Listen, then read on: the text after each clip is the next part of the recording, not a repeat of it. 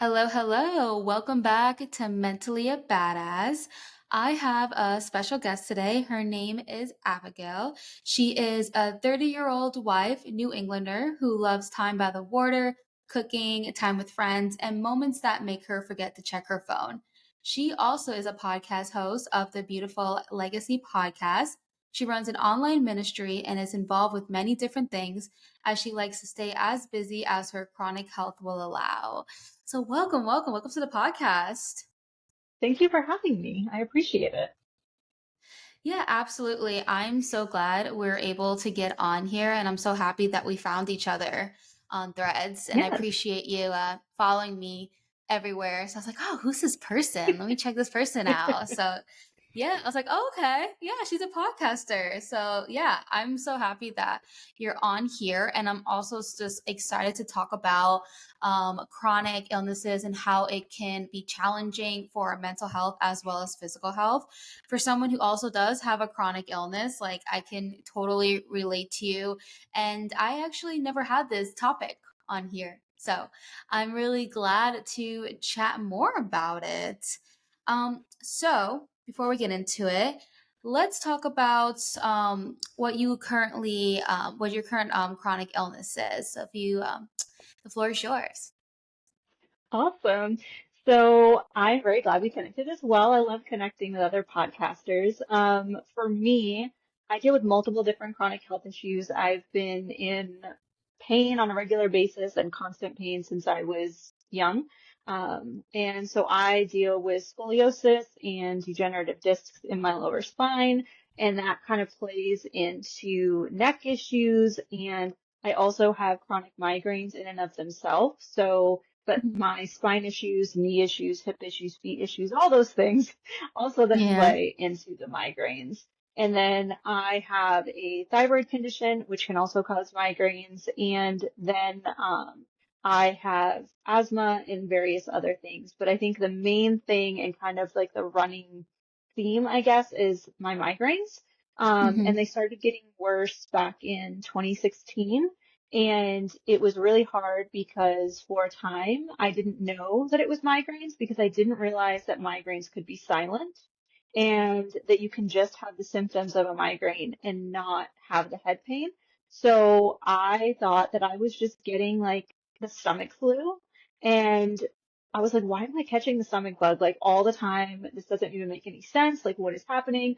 And at the time I was in food service and working at various restaurants. So I thought maybe, just random people happen to be coming in here and getting me sick. And it took a while to realize that it was migraines. Doctors were like, oh, it's just vertigo, go to physical therapy, that will fix it. And that didn't really fix anything because it wasn't an ear issue. And it took me until I think it was 2019 I think 2019 was when I started on the treatment I'm on now. And that was when I started to slowly get better. But for a while, I couldn't eat very much. I was throwing up all my food. I was fainting like every day. I was blacking out. It was really rough. And that's kind of what's the debilitating factor for me. But at the same time, as hard as it is, I'm grateful that I've been able to slow down more, that I've been able to now, do the podcast and do all the things that I do that I wouldn't have the time for if I was working as much as I used to work. Because I used to work 6, 7 days a week, really long days, because that's what food service is. Anyone listening that, does food service will know. And I loved it, but I'm grateful that, you know, for what my life is now, even though it's sometimes not very easy. Yeah, and just listening to what you were saying, I had no idea that migraines can present with many symptoms excluding headaches. Because Hmm. usually, like when people have like a headache or like like wrapped around them and such and have pain there, it's usually like, oh, okay, I have a migraine, and then like I've experienced migraines myself, and it will make me bedridden sometimes. And then you Hmm. mentioned that you would black out. That is, oh my goodness, Yeah. that's like I mean, I guess, yeah, it could get to that stage. I've never, I don't know anyone who's had that. I know people who do have migraines, but if you don't mind me asking, what treatment helps you with the migraines? So I am on a couple as needed medications, but the main one that I do is I am on the Ajovy injections. So I was one of the first actual like patients to start it, and they offered me that or Botox. And I was like, I don't really want to do Botox. I'd heard some people had had really good results from it, but I also knew some people personally that had Mhm, migraines that had issues with it. So I was like, I want to try this other thing. So I started it, and so I get 3 injections every few months. So I'm actually doing it next month in a couple of weeks, and I get one in each of my legs, and then I get one in my arm. And luckily, I can get it at home, so it gets mailed to us, has to be refrigerated and whatnot, and then my husband does it for me. So that way I don't have like, I probably could do it, but I'm slightly nervous that because it does hurt going in, that I wouldn't be able to mhm. keep it like the pressure steady like it needs to be. And so luckily he's able to do it for me, but that has really, really helped. It does make me a little sick after the fact, like my migraines will be worse and I'll be in extra pain. And then towards the end of like the wear off time, I'll feel sicker, but it has helped so, so much. And you can get it monthly, but I found that between the wear off time, the a little bit after the shot, and then also around my period, I feel worse, which I mean, people don't feel great on their period anyway, but I normally get like migraines and stuff on them every time. And so to me, it was just not worth the getting it for a month and having like a week, week and a half that I felt better. Whereas now, yes, I do get migraines in between, but it's normally the month that I get them is the worst. And then I have less. I still get generally 30 to 40 migraine days out of 90. So I'm still technically high on the Midas scale, but it's a lot better than it was, which I'm really grateful for. Yeah, well, it's definitely good that at least it's not as bad as it used to be. And I also just love hearing your attitude towards it, saying that, you're grateful that even though it's not exactly like fully 100% taking your migraines away, it is still great that at least it's helping a little bit. So I do think that's awesome. So my next question is, for your mental health, what is the most challenging aspect of managing your chronic illness, and how do you cope with these challenges? I think it kind of depends on how I'm feeling physically to what I Mhm, kind of am able to do for my mental health. I think at first it was very, very difficult for me because I had a lot of trauma in my life, and some of how I coped with it, which I didn't realize until looking back, was staying so busy that I had no time to process stuff. And so going from busy, busy, busy, busy all the time to then being bedridden and not really be able to sleep because the dizziness was so bad, like having my eyes open. Obviously, I can't sleep with my eyes open, but then my eyes were mhm, closed. Felt like the whole room was spinning. Felt like I was going to puke. It was terrible. And so between that and then also a lot of stuff was hitting me that I just hadn't worked through. And so that was really hard. But then I saw well, I didn't really see her, but through BetterHelp, I did counseling for a couple months, and she really encouraged me to have a routine even though I wasn't working. And so, to get up around a set time, unless obviously I don't feel good and I need to sleep in, and mhm, have like, for me, I'm a Christian, so like morning devotionals and my coffee and, have a set thing and to have that routine to work through that stuff. And that really helps me to have a morning routine personally, if I can, when I feel up to it. Most days now I can. Reading is a big thing for me, which I am so, so grateful that the last 2 years, have been able to read more because for fun. I really mhm, missed that, and I now am able to do more of that because of the shots and pacing myself. I also really enjoy like skincare, journaling, and I am really big with like Marco Polo. I don't know if you've ever heard of that app, but chatting with mhm, friends and stuff like that is really fun. So Marco Polo is like a video chat app, but mhm. it's not live. I mean, it kind of is live, but you basically video voicemail people back and forth. And so you can do it like around your schedule.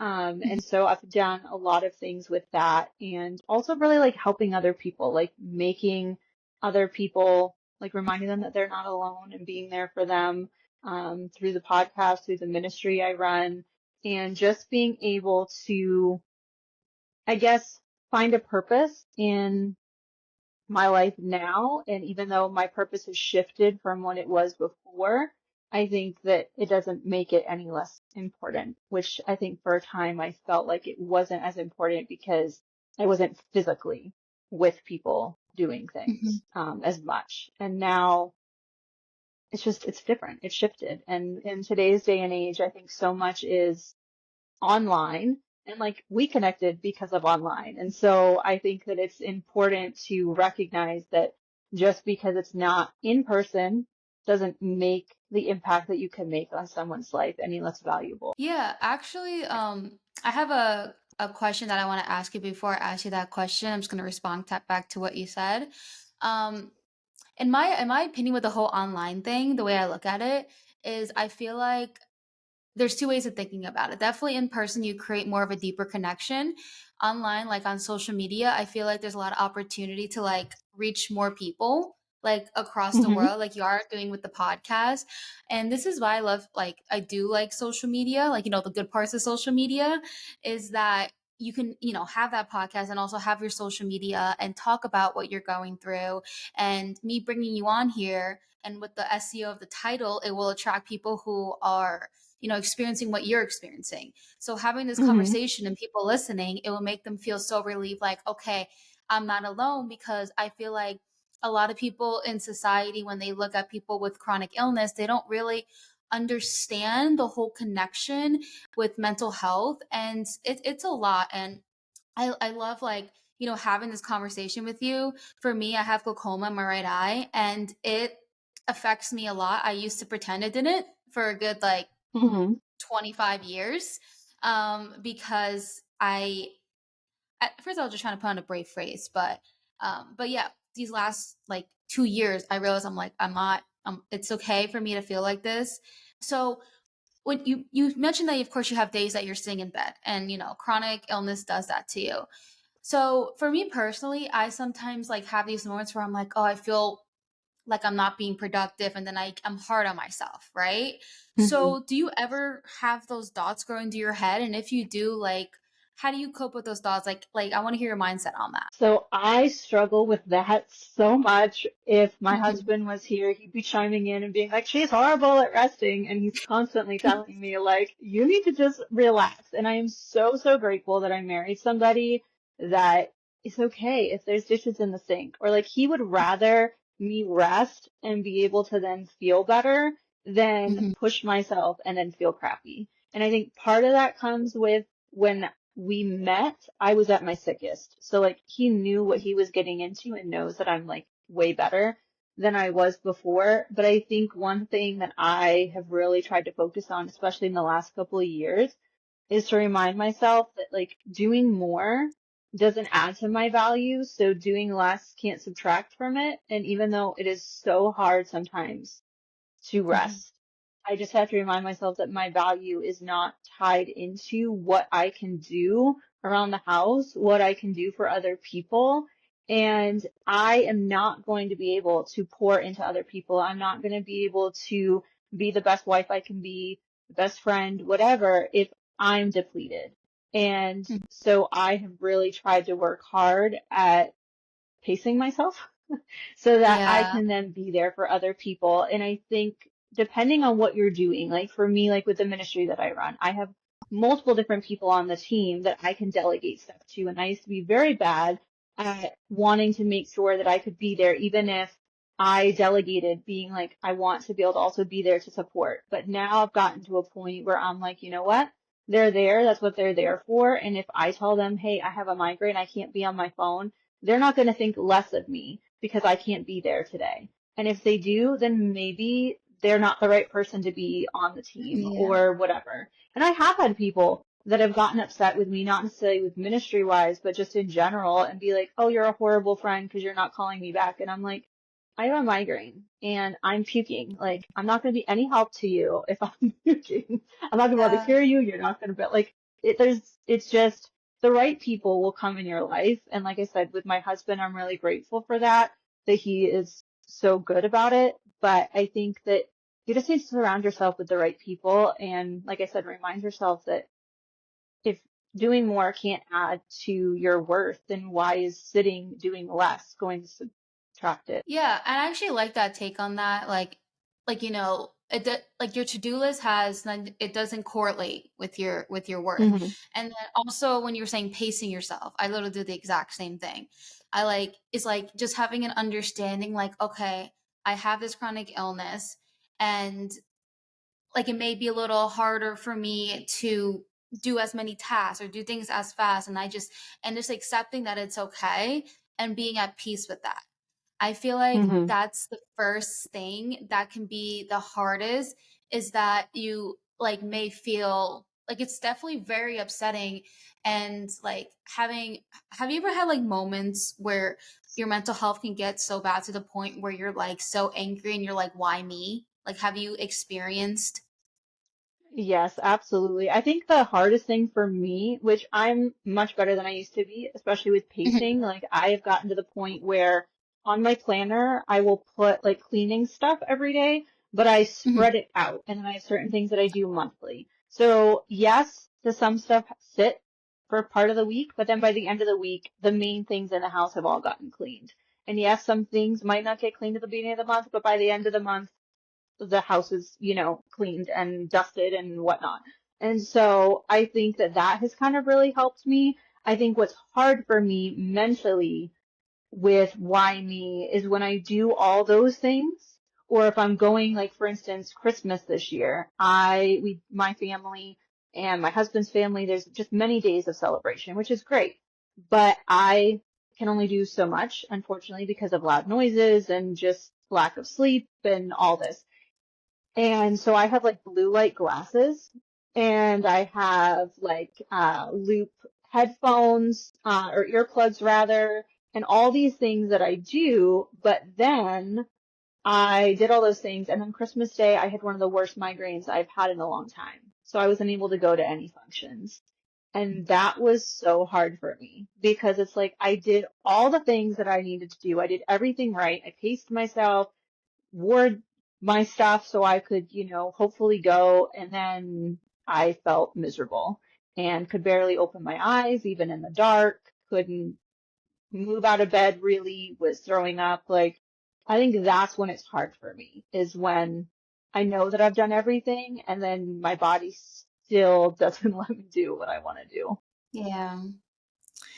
Yeah, and sometimes it just kind of feels inevitable, and that kind of goes back to, like, it's normal to feel what you feel and being up, Hmm. upset about it, but then just kind of like grounding yourself and being like, I did what I had to do. I'm trying my best, and that's enough. And if I don't go to this event, then it's like, I've skipped events too. Like it happens, Hmm. and I'm assuming, like, I mean, your family obviously would know about the chronic illness, and then your husband's family are they like very supportive and accepting, and like when you don't go to an event, they just like kind of like they just know if. Yeah, I think for the most part, I mean, I haven't had in-depth conversations with some of them because I don't see a lot of Mhm, some of them on a regular basis, but I think mhm, they're overall really understanding and know that I try. And there are times where, Brian, my husband, will go without me, whether it's to my side of the family or his side of the family. It all kind of depends on how I'm feeling. Like if I'm feeling bad enough that I am like fainted and whatever, or fainting, then he doesn't go because obviously that's not safe. But if yeah. I just am in enough pain that I can't go, then sometimes he'll go, he just won't stay as long. And Mhm, so at least, they know that it's not like I don't want to go. I think sometimes it's hard for people, especially people that don't know me as well. Um, but I think overall they're understanding, and on both sides there are people with different chronic conditions as mhm. well. So I think that kind of helps, at least because they also experience it. Um, but yeah, I think that it can be hard sometimes, or this is slightly off topic, but I think sometimes for me, an emotional piece comes with at family gatherings when people will ask, like, how are you feeling? And that's like a lot of the extent of what they ask about me. And then they'll be like, oh, well, how's Mhm. Brian's work? Has he been busy? Have you gotten to see him? And it's like, I'm not just my chronic illness. Like, yes, I Yeah. appreciate you asking how I've been feeling, but I also do all these things. And even though it doesn't look the same as like a healthy person, I still, like I said, I'm not just my symptoms. And I think that that is hard sometimes mentally because it's like, that's all you want to know about how I am. Yeah. Oh my goodness. I had no idea that, that didn't even cross my mind. For people like if you're at like a family gathering and such, and then people like they're attaching your like chronic illness to you. And it's like, yeah, you're more than just your symptoms and you are doing, you're running the ministry, you have the podcast. Like it just kind of upsets me. Like when you told me that, I actually kind of got like a little bit upset myself because I'm sure that the other person, means well, but it is also kind of like, kind of being in the other person's shoes. I feel like some people also struggle with knowing how to properly socialize with people who have Hmm. chronic illness. So like what advice would you give those people? Because like them just like attaching you to that obviously is not okay. So what kind of advice would you provide them that would be best? I would say try and learn what else they are doing, like, and what else interests them, and learn about, maybe ask them. I think sometimes it's hard because it depends on the person, but I feel like for me, if people that I'm getting to know, like, will ask about what did you do before? Like, what did you do for work? What did you love about it? Like, things like that are like what interests you. And I think asking yes about how I'm feeling is good, but that's Mhm. not all of me. So I Yeah. think trying to make sure that you are, asking them, like, if you know they like reading, what have you been reading recently? Or if like Mhm. in my case that they host a podcast, like who have you had on as a guest recently? Like what kind of topics are you covering? Who are you most excited to speak to next? Like, I don't know, just try and figure out like how you would with most anybody else. Like we're still people. Yeah. And even if those of us that don't work outside the home, like we have interests and we have things and goals. And so I think sometimes also like maybe asking them what their goal is if you know that like they're doing a podcast or they have a blog or, like what's your goal with them? Because I think sometimes, like I said, it's important to not just attach our symptoms and our chronic illness, and that's the only thing that's interesting about us. And like you said, I think sometimes it's hard for people to relate. Like I know Mhm. my grandfather had said to me a couple months ago that he has never even had a headache, he doesn't think. So like he can't Really? fathom a headache, let alone a migraine. So like I understand that it can be hard for people to understand, but Mhm.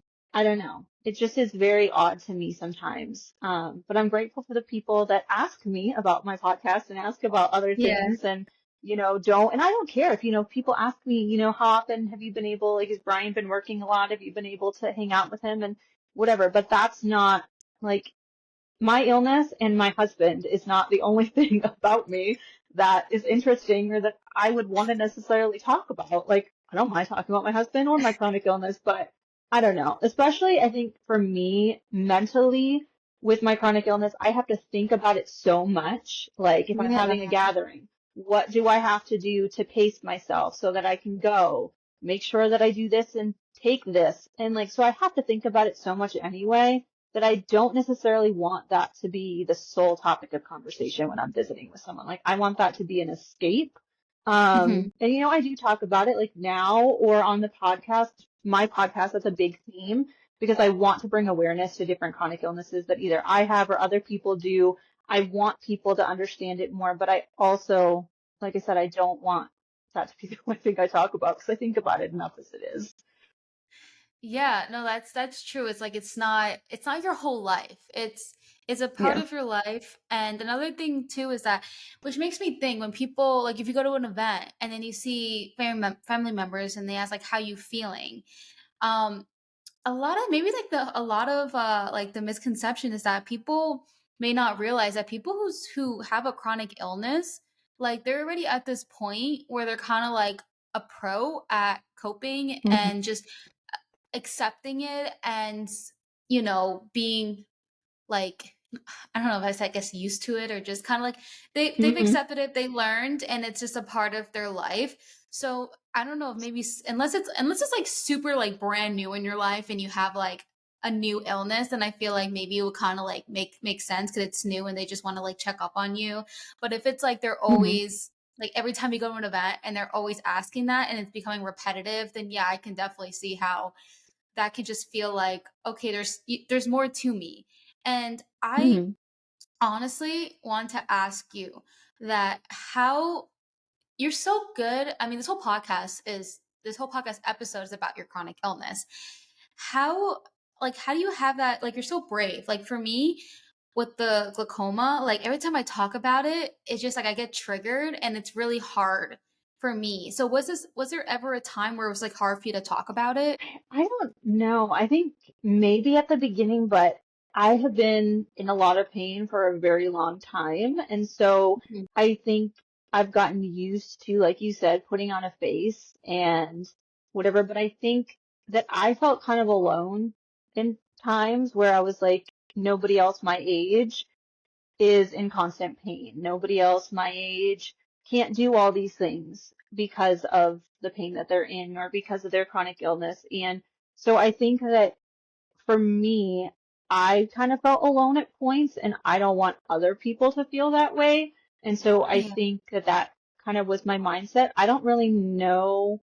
I can't think of a specific like point where it was like, I want to make sure that I talk about this more or raise more awareness for this.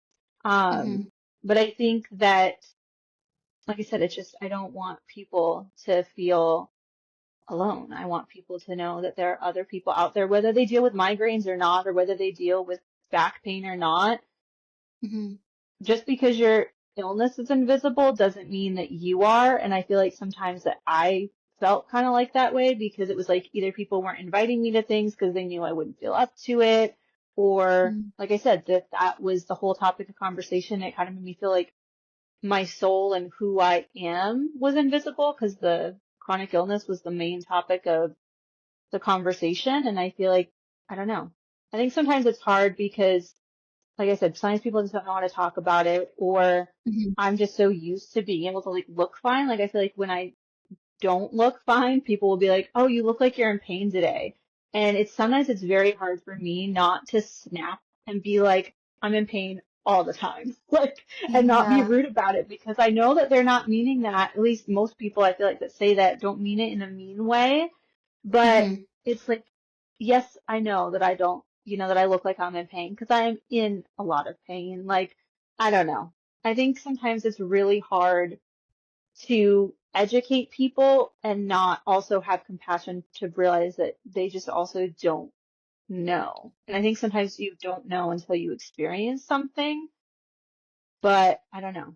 I feel like it's hard sometimes to be able to separate the annoyance by what they're saying and also realize that they just don't know and they're trying, if that makes any Do sense. you No, yeah, absolutely. It's like it can be a little frustrating if people act a certain way, but you have to understand that like people are never when are not in your shoes. So it's kind of like trying to put yourself in their lens. Like their lens is different than your Hmm. lens.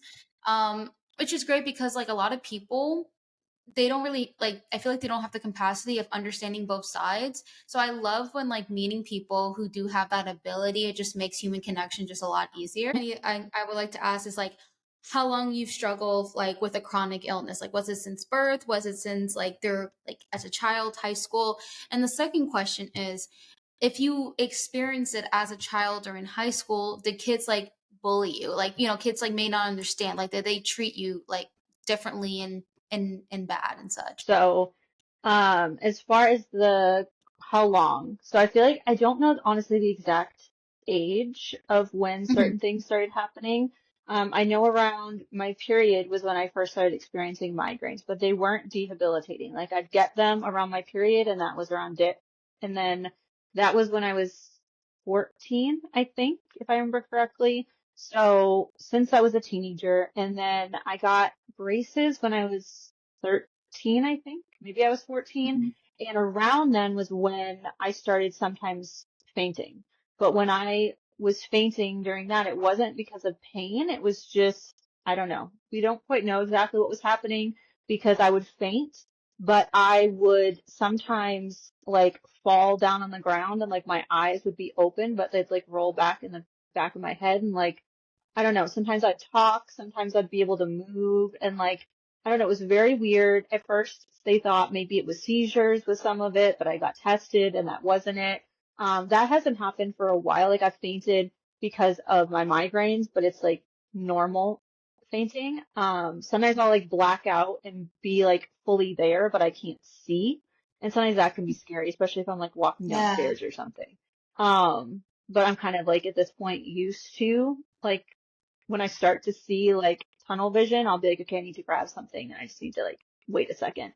Um, but so that kind of was when I was a teenager. My knee issues started, I think, when I was 15, I think. I don't know for sure, but my knees, the ligaments are too long, in my knees. And so my kneecaps will sometimes come out of place. So sometimes my knees will like lock if they're bent, or sometimes they'll just like be really painful. So for a while I had to tape my knees. And then I have really flat feet, so I had to get lifts in my shoes to kind of like custom made ones to kind of help my knees. I broke my tailbone when I was 15, 16 years old, and I was then told when we had like different scans and went to physical therapy that I would have had chronic back pain regardless because of the scoliosis and the degenerative discs. But because I broke my tailbone, that kind of started it. So ever since I was like 15, 16 years old, I've had constant back pain. Especially not as much in my upper back anymore. It's more so either my neck and my lower back or like my shoulders and my neck and my lower back. But I was homeschooled. And so as far as like bullying or anything like that, I didn't really experience it, that much. The friends that I was around, they were, I don't know, like family friends and stuff and my siblings. Mhm.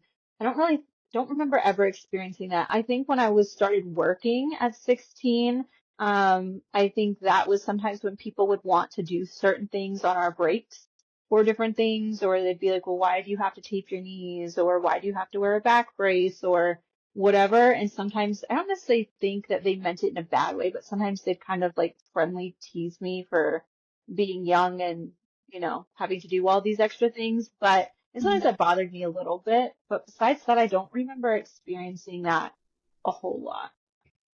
Just it was sometimes hard when they would go off and do things and I had to sit back and Yeah.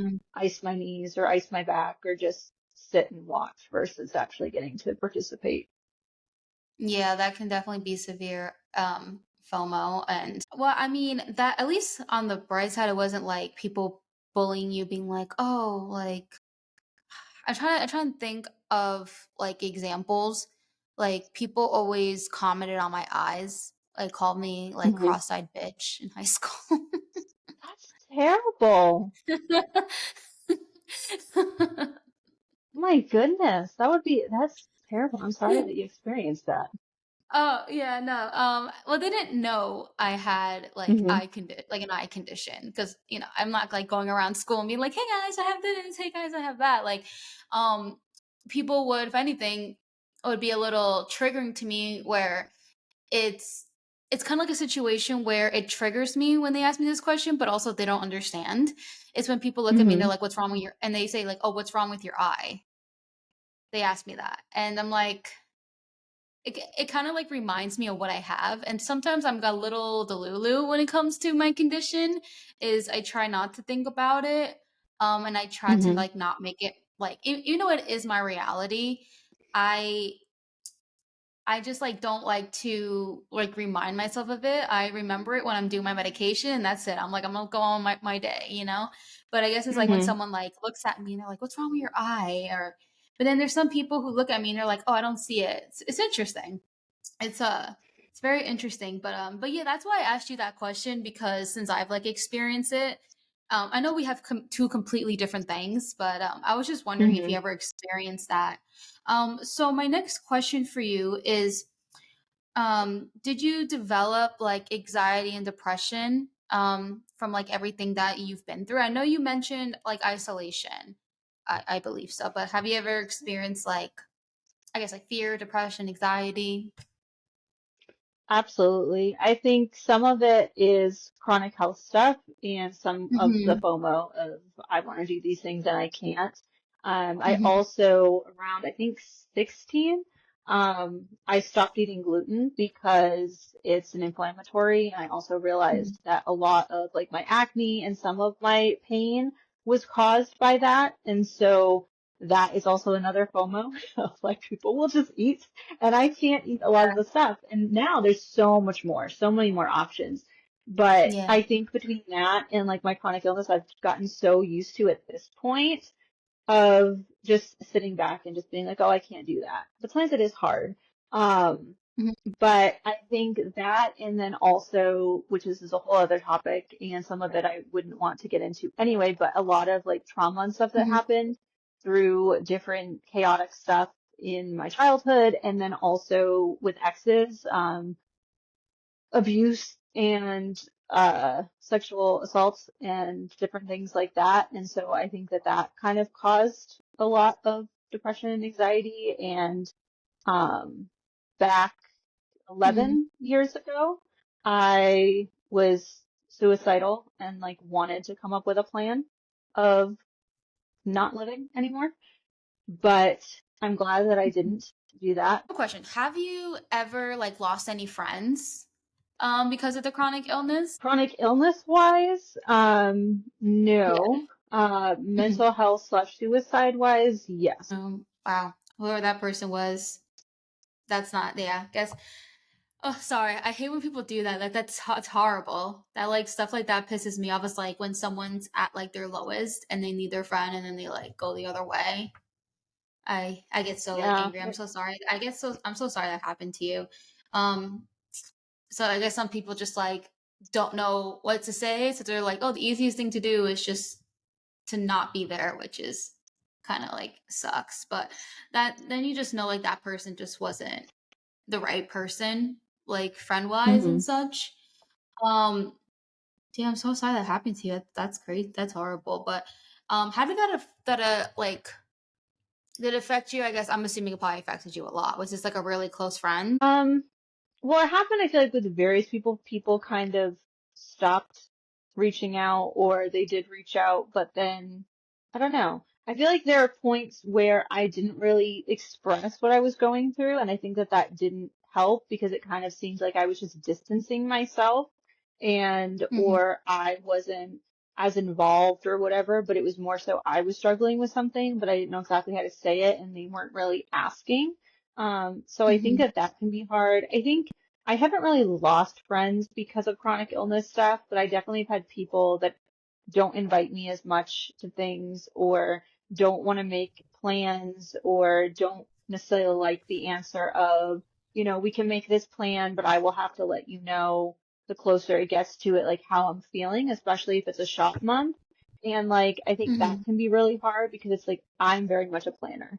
And so it's not that I'm trying to be difficult, but I can't control if I wake up with a migraine to the point where I can't see and I can't function. Like I can do everything that I can do beforehand or even day of. Like I told Mm-hmm. you, like that was partly why I planned this for the afternoon because I want to make Mm-hmm. sure and I plan my recordings for the afternoon for my podcast so that way if I do wake up not feeling good, one, I have enough time to let someone know. So I'm not like last minute Yeah. being like, sorry, 30 minutes away and I can't participate. And also because then I Mm-hmm. had time to like eat and, evaluate how I'm feeling to see whether or not I need to do that, but also try to take stuff and feel better. So I think that sometimes people can get frustrated with that and that can be hard because it's like, it's just as frustrating, if not more frustrating for me because then I feel like I'm Mm-hmm. letting you down by not being able to do things. And I don't know. I feel like people that know me should know that I'm very, extroverted and I'm not the type of person that just wants to not do stuff. It's my Mm-hmm. body and soul don't align and that's not my fault. Yeah. Yeah, it's totally not your fault. And I think what comes with from those people is just that they don't get it. You know, like hmm when you told me like, there's a chance you may if you don't feel well, that you may have to cancel. Like when I saw that, I was like, yeah, like I totally understand that. And I honestly appreciate you so much for telling me that, because Mhm. I like experience the same thing where I purposely do have it like in the afternoon as well. And I try to, because I'm not a morning person, first of all, and then also the waking up thing. And I've never like done with you done like to like let people know like, hey, let's have this scheduled here. I may or may not. Like I don't tell people in Mhm. advance, and I think I didn't because I guess I was afraid of how people would react to it, or if they'll Mhm. like judge me and such. So like now that you did that, I may even feel more comfortable like telling people that. But it never crossed my mind. I think I just in my head just always put things like in the afternoon, and like, worst case scenario, if I'm up at like 9 or 10 and I'm just not feeling it, then I just send a text, and at least it's Mhm. not like absolutely last minute.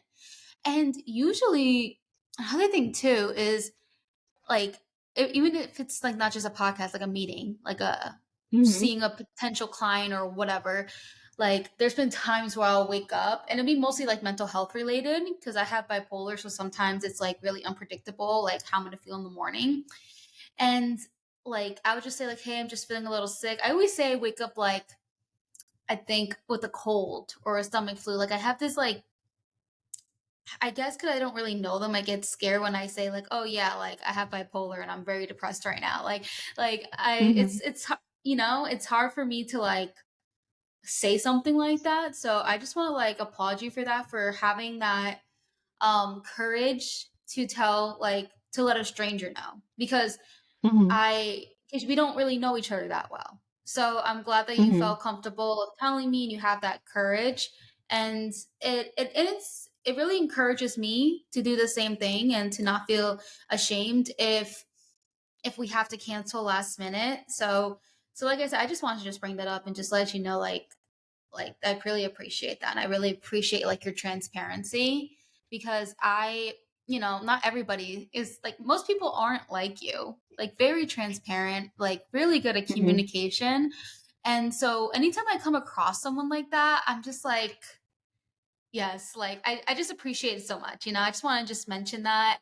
And I don't know. I just felt like I just want to tell you that. No, I appreciate that a lot. I think for me, Yeah. I think it especially with somebody else's podcast, I think that I'm more inclined to say that. I think if I'm recording with someone, if it's in the afternoon for my podcast, I feel like if they've listened to my podcast, they know I deal with chronic illness. And so they may be more, understanding if I don't say in advance. But if I'm going to be a guest on someone else's, I think that because I would want to know, like, in Mm, advance. Like I literally had someone yesterday that didn't show up for recording for my podcast, and I was a little bit frustrated because it's like this yeah. is my time and I don't want my time wasted. And I understand life happens. I totally, totally do. But Yeah. it sometimes was it's a little bit frustrating when there's lack of communication. So I think when I understand it from, the podcast host side, I want to make sure that as the guest, I'm being, you know, as helpful as I can be as somebody that also kind of understands the other side of it too. Hmm. You're going to have one more question for you. Okay, what advice would you give to others who are navigating both chronic illness and mental health challenges based on your personal experience? I would say first off, don't be afraid to ask for help. Asking for help honestly takes a lot of strength. And I think whether it's asking for help with like a therapist or getting into a support group or talking to a friend, like don't be afraid to put yourself out there. And if you do put yourself out there with a friend and they don't understand and they distance themselves, that says more about them than it does about you. And it doesn't mean that you are not worth talking to, that your problems don't matter. It just maybe, sometimes I think sometimes it's the people, they don't have the capacity because they're just not healed in certain areas or whatever. And I think sometimes they may be going through stuff too, and they might just not be able to communicate that to you. And I think that communication is really important and they should communicate and say, hey, like I'm going through stuff, I'm here for you, but I can't, you know, I don't know, to support you necessarily in the way that you need support. But I think finding resources to help you, like There's like the warm line. If you're to the place where you're suicidal, there's like 988. There's, BetterHelp. There's therapy places. There's different support groups that you can find out there. Same with like chronic illnesses. There's so many different ways that like you can get plugged in with different things. I mean, I have some that I run. There are so many other things I'm sure you could find if you look up on Facebook or Instagram, look up different topics, find different accounts that make you feel seen. But I think that my, biggest advice was just don't be afraid to ask for help and don't be afraid to, keep it all inside. Like, don't keep it all inside because that's just going to cause you to feel isolated and alone. And it's going to also make, I think, the problems seem bigger than they are. And I'm not saying that in a way of like to minimize your hurt, to minimize the struggle. But I think sometimes when we speak it out, especially like if we're frustrated about something and you vent to someone about it, once you get it off your chest, it might not carry the same weight as if you keep it all inside. And I think when we look at people, especially with like social media, we like look at the highlight reel and we may think they're not struggling. But if more people were to speak out about what they're struggling with, or if you speak out, it may then give somebody else the courage to comment and say, hey, I'm struggling with this too, or I've struggled with this. Or like with migraines, for example, I didn't realize that migraines could have no pain. And if I had seen someone make a post about that or speak out about that, I may have been able to get the help I needed sooner because I would be like, oh, these symptoms I'm experiencing are the same symptoms that she's experiencing. And maybe that's what it is. And so I think that, just don't be afraid to speak out. Don't be afraid to ask for help. And therapy doesn't mean you're weak. And you don't have to go to therapy for like 2 years or years at a time. Like for me, the last time I went to therapy was a couple months and it gave me the tools and helped me process certain things. And then I was able to stop therapy and use those tools and be able to manage my health better. Um, and so, yeah, I guess those would be my biggest advice. Yeah, no, that's great advice. And you mentioned the warm line. I remember I listened to two of your episodes, and one that I listened to was the inner child one. And Mhm. I did remember hearing warm line. Can you explain, like, I guess what that is to my listeners? Because people, they know about 988, but to be honest, I never even heard of the warm line before. So I haven't signed up for it, so I can't speak from personal experience, but when I did look it up, essentially you put in like your name and your location, and then it will connect you with different lines of people that are in your area. So it's like peer support. It's not Hmm. counselors, but they're people that are localized to your area and I think you might put in what you're struggling with, if I remember correctly from looking at what you do to sign up. And then it will connect you with people that are like sort of in your area and whatever, and then you can talk to them. I don't know if it's texting or calling. I know that there's no direct line to start with. You have to put in information, but it's Hmm. kind of like 98, but it's not for crisis. It's for like if you're just struggling and you just need someone to talk to and you need that support. That's really cool. Like I said, I never heard of it. I'm assuming it's nationwide. So is this like a website or like an Yeah, so app? it is. So it's a website. I don't know if they have an app. I know that I found the website because I linked the website in my stories. If Uh-huh. you go to the guest links highlight in my stories on Mhm. my Instagram page, it's one of the more towards the end because that was a more recent episode. There is a link on there where I could maybe send you the direct link, but if I forget to send it to you, you can go there and you can find the link. But it is a website. Like I said, I don't know if they have an app, but that's where I found it and what I linked. I love it. I'm definitely going to share it with my followers as well. And then I'm going to tell Ariel, the other co-founder of the whole Mentally a Badass brand, because she does a newsletter. So I'm going to tell him, be Hmm. like, hey, put that in the newsletter. That's so helpful. Like I Yes, literally did not know I that was existed. I didn't either. It's really cool, like with the podcast, being able to learn about different resources. Like I didn't Hmm. realize either about like Psychology Today, where you can like put in what kind of stuff you're looking for a counselor and put in, I believe you can put in your insurance and put Mm. in your location and you can find therapists in your area that specialize in what you need help with that are covered by your insurance, if I remember correctly. But at least I know for sure it's your area and what you need help in specifically. And you can then filter out like the counselors that you need. Like if you're struggling with, abuse or whatever, like I just think it's so cool to like find different resources like that because I think there are so many people out there that don't realize or don't know. Like Google, yes, you can Google, but sometimes, when you Google something, you then have to filter through all of the results. So I think sometimes if you know more specifically what to look for, a specific website, it can be really helpful. That's so cool.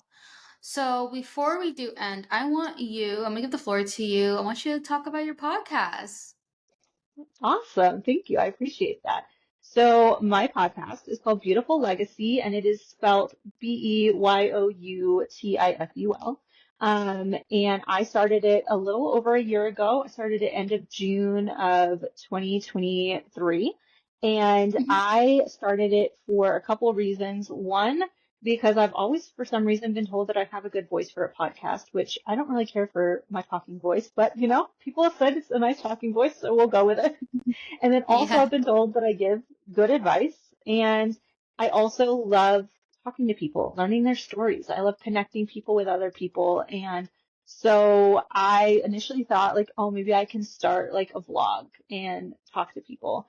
And then I thought sometimes I don't feel well enough to do video, honestly, because I don't feel good. And so then I decided to do the podcast and have it all be audio. Maybe eventually I'll do video as well. And so I started and it kind of came about like throughout different things. Like I wasn't fully sure the direction. I knew I wanted it to be kind of centered around like mental health and chronic illness. And I didn't want it to be stuck with just like one particular topic. Like I wanted to be able to have the variety. And I found multiple other podcasts that were like lifestyle podcasts that talk about a variety of different things. And I was like, that's kind of what I want. I don't want to be stuck in this box. I've had Mhm. many, many different people on the podcast, some of which are friends. Some are just people that I've met through other avenues. I've had people that from different organizations, like Love Justice to Write Love on Our Arms. I've had different people that have been doing things with like Hollywood, different people, all kinds of people. And it's been really, really cool to be able to get to know people in a different way. Some of them are friends and I've gotten to, talk about what they're passionate about. And I just think that kind of what we've talked about throughout this episode of just reminding people that they aren't alone. And I think Mhm. even if I don't particularly take something away too much from the conversation, like if we're talking about like my friend's book or something that I've, talked to her a lot about and I'm not learning it's like anything new, maybe somebody else could benefit from learning about this book or learning her story. And if I can be the person to facilitate that, then that's great. And it's been really, really fun. And it's been really neat to, hear from people like that have reached out through Instagram or email that don't know me from anywhere else and just Mhm. have reached out and been like, oh my goodness, I found your podcast and I love it. And I'd like to be a guest. And I have a huge list, of people waiting. And it's just been so amazing to see the interest of people wanting to share their stories. And, some people may just want to share their stories because they want to share it on a podcast. And it's not necessarily because of me, but even so, like, I don't know. I feel like I take away a lot from the conversations and learn stuff. And, some people I've had on specifically because I want to learn about what they're experts on. And then other Mhm. times it's just, I can relate to what they go through and I want to talk about it and not have it just be me just sitting here talking about it.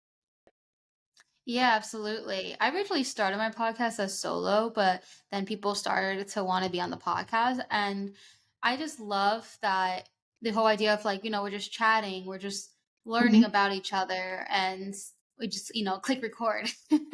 So that people hear the conversation and all like the wisdom inside of it. And I've learned so much as well. I've had people from like all over the world, different life paths. I have so many different topics. Like it's awesome, and it's such a like the greatest thing, and like it's how it's so like simple to make a podcast. Hmm. Like all you really can just like use your phone. Like with Anchor, they have it like that.